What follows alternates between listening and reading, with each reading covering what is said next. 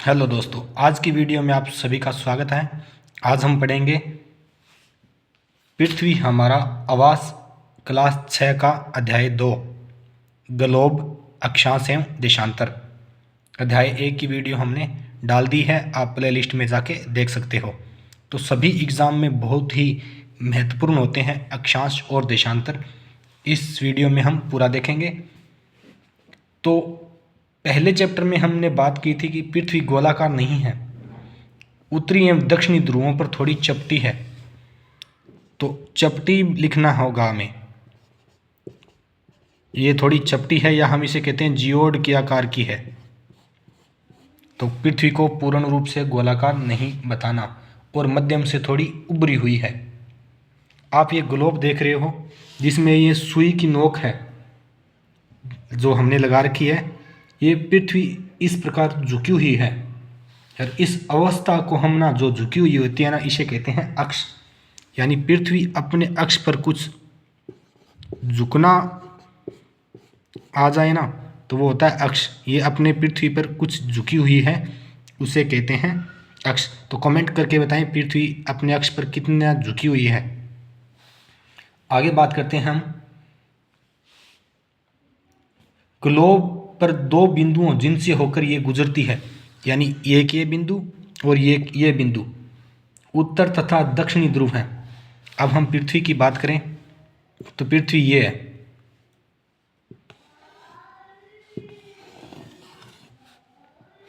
हम इसे दो भागों में बांटते हैं, ये उत्तरी और ये दक्षिणी। बीच में भूमध्य रेखा 0 डिग्री हमें जिसे कहते हैं वो हो गई। ग्लोब को इस सुई के चारों ओर पृथ्वी की भांति पश्चिम से पूर्व की ओर घुमाया जाता है। तो इसकी दिशा क्या होती है? तो दिशा आपको याद रखनी है पश्चिम से पूर्व की ओर। तो ग्लोब को पश्चिम से पूर्व की ओर घुमाया जाता है, यानी घड़ी की सुई की दिशा की ओर। ये क्वेश्चन बहुत बार आता है कि इसकी दिशा होती है पश्चिम से पूर्व की ओर। फिर हम बात करते हैं, यह काल्पनिक रेखा भी ग्लोब को दो बराबर भागों में बांटती है। ये भी बांटती है और ये भी बांटती है। वो देशांतर हो गए, ये हो गए अक्षांश। और इस काल्पनिक रेखा को विषुवत वर्त कहते हैं। जो ये रेखा है ना, इसे कहते हैं विषुवत वर्त।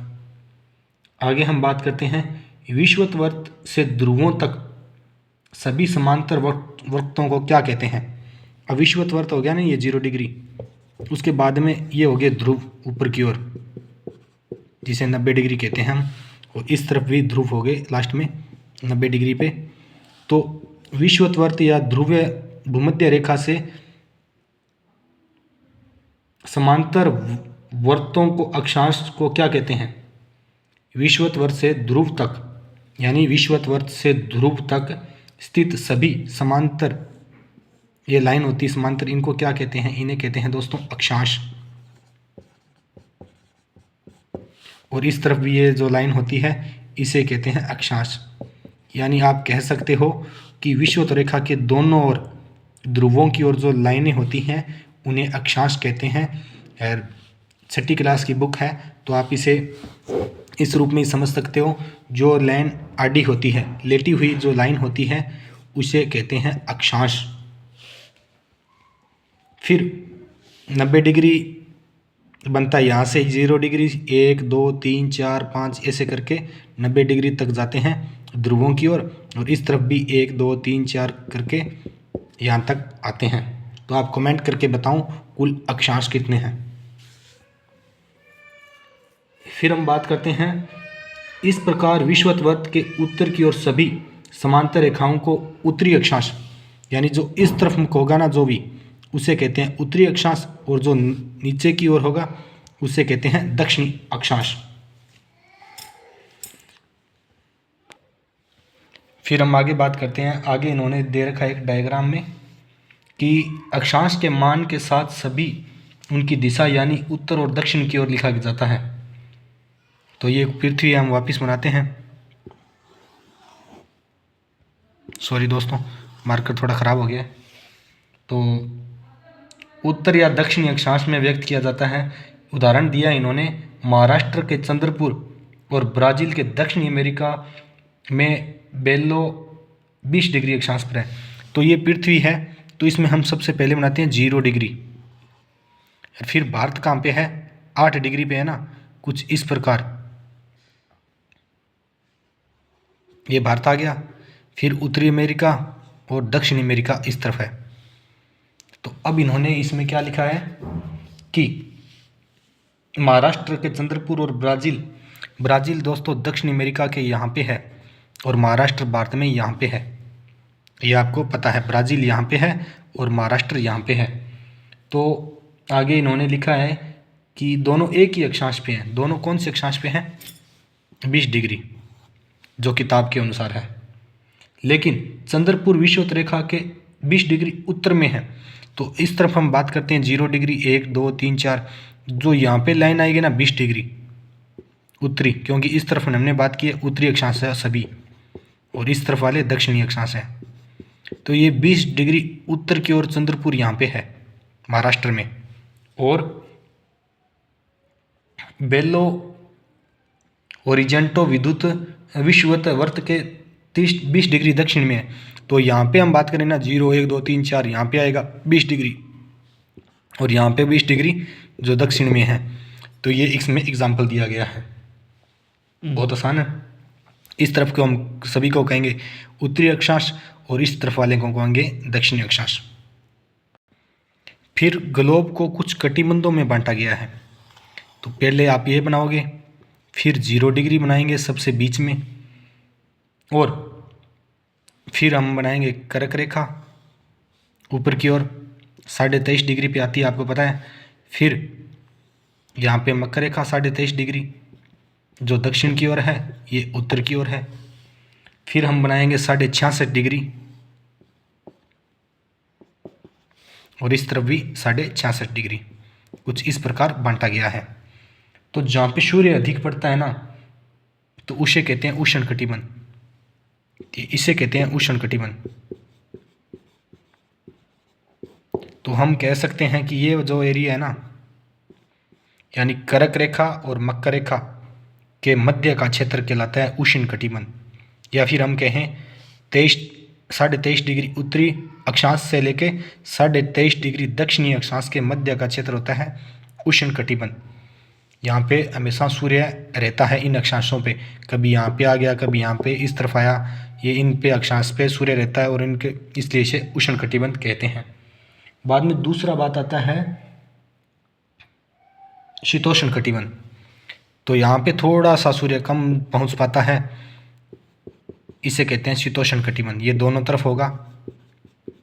तो शीतोष्ण कटिबंध किसे कहते हैं, 23.5 डिग्री से 66.5 डिग्री के बीच वाला क्षेत्र, दोनों तरफ, इस तरफ भी 23.5 से 66.5 डिग्री के बीच वाला क्षेत्र, ये होता है शीतोष्ण। फिर हम बात करते हैं शीत कटिबंध। ये हो गया शीत कटिबंध, यानी 66.5 डिग्री से ध्रुवों की ओर जो भी क्षेत्र होता है 90 डिग्री तक, वो शीत कटिबंध, और इस तरफ भी ध्रुवों की ओर जो 90 डिग्री तक होता है वो शीत कटिबंध। फिर से बात करते हैं 23.5 डिग्री उत्तर से 23.5 डिग्री दक्षिण के मध्य का क्षेत्र उष्ण कटिबंध, और 23.5 डिग्री से 66.5 डिग्री दोनों ओर उत्तर और दक्षिण का क्षेत्र शीतोष्ण कटिबंध, और 66.5 डिग्री से 90 डिग्री उत्तर और दक्षिण का क्षेत्र शीत कटिबंध होता है। फिर दोस्तों बात करते हैं देशांतर की। ये हम वापस बनाते हैं ग्लोब। अक्षांश हमने आड़ी रेखाओं को बताया था, लेकिन देशांतर टेढ़ी रेखाएं होती हैं, उसे कहते हैं, कुछ इस प्रकार होते हैं देशांतर रेखाएं, जो आप एनसीईआरटी के डायग्राम में देख सकते हो। यानी जो खड़ी रेखाएं होती है वो होती है देशांतर। देशांतर में मध्य का जो गैप होता है ना, वो होता है अधिक, आप देख रहे हो डायग्राम में भी, और ध्रुवों के पास इनके बीच की दूरी कम होती जाती है। लेकिन अक्षांशों में ऐसा नहीं होता, अक्षांश की दूरी हमेशा समान रहती है, एक सी दूरी होती है, लेकिन देशांतरों में नहीं होती। ये हो गया देशांतर।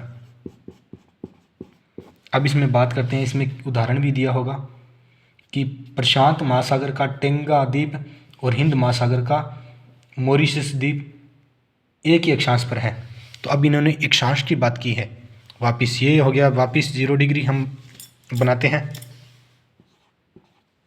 और 20 डिग्री अक्षांश यानी प्रशांत महासागर इस तरफ, इसका टेंगा द्वीप, और हिंद महासागर यहाँ पे है भारत के नीचे। तो यहाँ पे हो गया वो द्वीप मॉरिशस। ये दोनों एक ही अक्षांश पे स्थित है 20 डिग्री। ये इन्होंने एग्जाम्पल में दिया है, ये 20 डिग्री पे स्थित है। आगे का चैप्टर दोस्तों बुक से ही देखते हैं। तो आगे इन्होंने लिखा है कि अक्षांश रेखाओं से भिन्न सभी देशांतर रेखाओं की लंबाई समान होती है। यानी देशांतर ये है ना, ये यहाँ से यहाँ तक आ गया, इनकी सभी की लंबाई समान होती है, लेकिन अक्षांश की नहीं होती। जो अक्षांश जो बीच वाला है ना, वो सबसे लंबा होगा, पर यहाँ से ये वापस इनका आकार कम होता जाएगा ना, तो जैसे जैसे अक्षांश छोटे होते जाएंगे, लेकिन अक्षांशों की बीच की दूरी है ना, वो सेम रहती है। पर देशांतर है ना, देशांतर यहाँ की जो ज़्यादा दूरी है, पर देशांतरों की बीच की दूरी कम होती है, अक्षांशों की बीच की दूरी कम नहीं होती, लेकिन अक्षांश छोटे होते हैं। यानी यहाँ पे पूरा अक्षांश आ गया, यहाँ पे ये छोटी होने के कारण यहाँ पे अक्षांश कम होते जाते हैं। आगे हम बात करते हैं कि ग्रीनविच जहाँ ब्रिटिश राज की वेधशाला है, तो इन्होंने समय निर्धारित करने के लिए ग्रीनविच रेखा बनाई है, जो भारत की 5.5 घंटे आगे है भारत वाला। तो ये इन्होंने दिया है। और यामतर रेखाओं को ग्रिड कहते हैं, इनके बीच के जो क्षेत्र होता है ना, उसे ग्रिड कहते हैं। और इस पेज पे इतना कुछ है नहीं। आगे वाले पेज पे हम देखते हैं कि ये विश्व का नक्शा दिया हुआ है, जो पूरा विश्व का ना एक समय निर्धारित करने के लिए इन्होंने एक बीच से एक रेखा निकाली है, जिसे कहते हैं ग्रीनविच रेखा। और भारत इस तरफ है, यानी भारत है ग्रीनविच रेखा से पूर्व की ओर है। तो भारत में ना समय 5.5 घंटे आगे होगा, इसमें आराम सब में दिया है। इस तरफ आएंगे तो समय कम होगा, और इस तरफ आएंगे ना पूर्व की ओर, समय आप लिख लेना किताब पे कि पूर्व की ओर जाने पे समय ज़्यादा होता है, क्योंकि ग्रीनविच रेखा ये है, ये दिया हुआ है इन्होंने। ग्रीनविच रेखा से इस ओर सभी देशों के ज़्यादा हो रहा है। जैसे चीन का इन्होंने दिया +8, और इस तरफ बढ़ता जाता है। लास्ट में ऑस्ट्रेलिया का इन्होंने दे दिया 8, 9, 10 तक दे दिया। तो ये समय बढ़ता जाएगा, और इस तरफ है ना समय घटेगा। आगे देखते हैं कि समय को मापने की सबसे अच्छा साधन पृथ्वी, चंद्रमा, ग्रहों की गति है। लेकिन ये पहले होती थी, उस समय निर्धारित कर देते थे, लेकिन आज के समय में ये तो है ही, इसके अलावा घड़ी से भी समय देख सकते हैं। मेन समय हम इन्हीं से देखते हैं, पर वो ये वैज्ञानिक देख सकते हैं, आप ये नहीं कर सकते। आप बस समय घड़ी से ही देख सकते हो, इसके लिए अलग से नॉलेज होना चाहिए। फिर आगे बात करते हैं, पृथ्वी पश्चिम से पूर्व की ओर चक्कर लगाती है।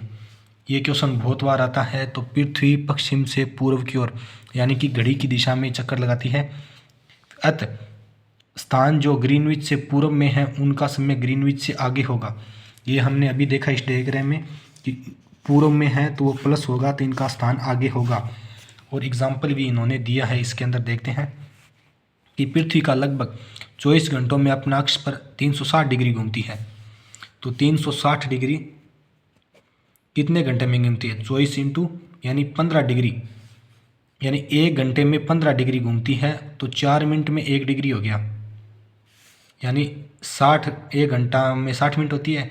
15 से हम 4 डिग्री करेंगे, 15 चौके 60, यानी 1 डिग्री 1 मिनट में 4 डिग्री तो घूमती है। इसी प्रकार जब ग्रीनविच पे 12 बजे हैं, तो ग्रीनविच से 15 डिग्री पूर्व क्या समय हो गया? तो पूर्व की बात करें तो 11, वहाँ पे 12 बजे है ना, तो यहाँ पे 15 डिग्री पूछा है ना, तो 15 चौके 60 इसमें ऐड कर देंगे, यानी 1 बज गया। अगर ग्रीनविच पे ना 2 बजे हैं और हमसे पूछ लें कि 15 डिग्री पूर्व बताओ, तो फिर यही 15 चौके 60, यहाँ पे 3 बज जाएंगे। अगर ये से पूछें कि ग्रीनविच पे 1 बजा है और 15 डिग्री पश्चिम पूछ लिया, अब की बार पूर्व की जगह, तो फिर 1 घंटा हम पीछे करेंगे ना, तो 1 से हो गया 12, और 12 से 1 घंटा पीछे करेंगे ना, तो फिर नया दिन। तो इस प्रकार ये उदाहरण है। पश्चिम की ओर आपको दिन कम करने हैं और पूर्व की ओर दिन आपको आगे करने होंगे। तो भारत का मानक समय इन्होंने मानक यामत और 82.5 डिग्री माना है। तो भारतीय ये नक्शा है भारत का। तो भारत के जो गुजरात का क्षेत्र है ना, द्वारका, यहाँ से ये देशांतर शुरू होते हैं 68.5 डिग्री और ख़त्म होता है असम के डिब्रूगढ़ में 97 डिग्री। तो इन दोनों का बीच का है ना, उसको माना है 82.5 डिग्री, ताकि समय निकालने में कोई कमी ना हो। यहाँ से जो व्यक्ति चला है यहाँ तक आने में उसको किसी प्रकार की कोई दिक्कत ना हो, इसके लिए पूरे देश में एक ही समय रेखा, एक ही घड़ी हमें इस्तेमाल करते हैं। अन्य देशों में जाएंगे तो आपको टाइम का अंतर दिखेगा, यानी टाइम तो सेम होगा पर वहाँ पे दिन रात में अंतर होगा। तो ये 82.5 डिग्री को ये क्वेश्चन है, हर एग्ज़ाम में पूछा जाता है, तो आप इसे रट लें। तो भारत ग्रीनविच से 82.5 डिग्री पूर्व में स्थित है और ग्रीनविच 5 घंटे 30 मिनट आगे है। पूर्व में क्यों है, तो ये वापिस इस डायग्राम को देखते हैं। ये पूरा विश्व का नक्शा है और इससे इस प्रकार बांटते हैं ना, जो 0 डिग्री यहाँ से जाती है तो भारत इस तरफ स्थित है, ये तो पूर्व में स्थित है। वैसे दिशा पूछें तो उत्तर पूर्व में स्थित है विश्व के। तो आगे हम कुछ क्वेश्चन हैं वो करेंगे कि प्रमुख यामोत्तर का मान क्या होता है, 0 डिग्री होता है। ग्रीनविच कटिबंध किसके नज़दीक पाया जाता है, तो ध्रुवों के नज़दीक पाया जाता है। देशांतरों की कुल संख्या होती है 360। दक्षिणी ध्रुववर्त स्थित है दक्षिणी गोलार्ध में, अभी हमने बात की थी। उत्तरी ध्रुव दक्षिणी ध्रुव, तो दक्षिणी दक्षिणी में होगा, उत्तरी उत्तरी में होगा। ग्रिड किसका जाल है, अक्षांश समांतर रेखाओं के जाल को ग्रिड कहते हैं। अक्षांश समांतर रेखाओं और देशांतरों के जाल को, जैसे अक्षांश के जाल ये हो गया और देशांतरों का ये हो गया, इनके जो बीच का क्षेत्र है उसे ग्रिड कहते हैं। मकर रेखा 23.5 डिग्री दक्षिण में है, तो हम वापस नक्शा बनाते हैं। ये 0 डिग्री, ये 23.5 डिग्री उत्तर, 23.5 डिग्री दक्षिण को क्या कहते हैं,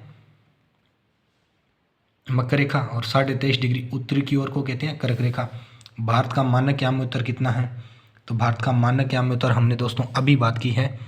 तो भारत का 82.5 डिग्री भारत का मानक यामोत्तर है। 0 डिग्री यामोत्तर को क्या कहते हैं, विषुवत कहते हैं या भूमध्य रेखा कहते हैं। देशांतरों के बीच की दूरी ध्रुवों की तरफ घटती जाती है। अब देशांतर बनाते हैं हम वापिस। तो इस प्रकार हमने डायग्राम बनाया था, तो आप देख सकते हो कि बीच में फुल गैप है और यहाँ पे जाके ये पास हो रहे हैं बिल्कुल। तो ऊपर की ओर दूरी घटती जाती है, यहाँ पे आके दूरी बढ़ रही है बीच की। फिर उत्तरी ध्रुववर्त उत्तरी गोलार्ध में है, यही सेम, उत्तरी गोलार्ध में उत्तरी, दक्षिणी गोलार्ध में दक्षिणी। ये था दोस्तों आज का चैप्टर। आपको वीडियो कैसी लगी कमेंट करके ज़रूर बताएं।